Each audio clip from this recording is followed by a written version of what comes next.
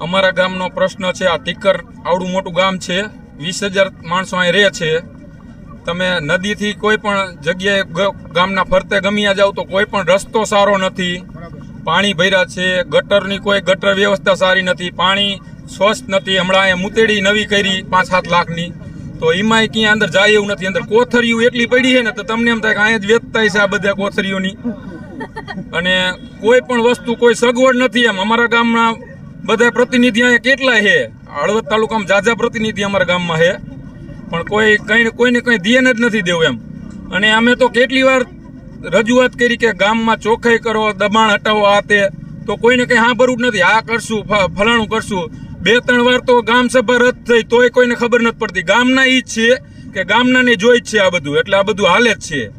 ઓલા ઈ છે ત્યારે, અને કોઈને કંઈ કામ જ નથી કરવું. પહેલી વસ્તુ તો એ છે, આવું ગામ હોય ને તો આ ગામ મેકીને વહી જવાય, અહીંથી પાકિસ્તાન જતું રહેવાય, અહીં ન રહેવાય. શું રોડ છે, આખો મેઇન રોડ છે, બે બાજુ ગામ આવેલું છે, વચ્ચેથી રોડ પસાર થાય છે. મોટી અનલોડિંગ ગાડીઓ અહીંથી પસાર અસંખ્ય થાય છે સાંજ સુધીમાં. મીઠાની હોય, રેતીની હોય, બીજા લોડિંગ વાહનો હોય, છોકરાઓની સ્કૂલ બસ હોય. અહીંયા 1200 થી 1300 તો છોકરાઓ ભણવાવાળા છે, અને ગટરના પાણીઓ વારંવાર ઉભરાય છે.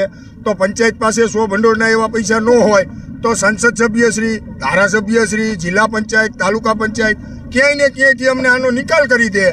બાકી આ ગંદકી સહન કરવા માટે અમે અહીંયા હવે તૈયાર નથી. આગામી દિવસોમાં અમે અહીંયા મામલતદાર કચેરીએ હલાબોલ કરશું, કલેક્ટરશ્રીમાં જાશું, જ્યાં જરૂર પડે અહીંયા જાશું. અને ધારાસભ્યશ્રી અહીંયા સ્નેહ મિલનનો કાર્યક્રમ કરવા આવેલા હતા. તે દિવસે મારી રજૂઆત આ જ હતી કે ભાઈ અગરિયાઓને અહીંયા રણમાં અમને હેરાન કરે છે. અહીંયા અમારે આ રોડ રસ્તા ગટરોના પ્રોબ્લેમ છે. અહીંયા જૂના ઘાટીલાના રોડને કનેક્ટ કરતું એક નાલું છે, 3 વર્ષથી આ બંધ હતું. અગાઉ અમે દેકારો કર્યો તો થોડુંક કામ કરીને વયા ગયા છે. તો એ કામ જલ્દી અમને પૂરું કરાવો. અમારી માત્ર આ જ રજૂઆત હતી. તો 40 પોલીસવાળા લાવી અને અમને અહીંયા બેહારી દીધા.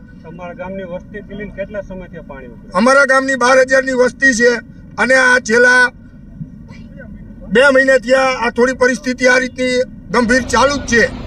તો આ બહુ નાનું કામ છે, બહુ મોટું કામ નથી. આ 5 લાખ રૂપિયા તાલુકા પંચાયતમાંથી ફાળવે ને એટલે હું ઉભો રહીને કરાવી દઉં. 5 લાખનું કામ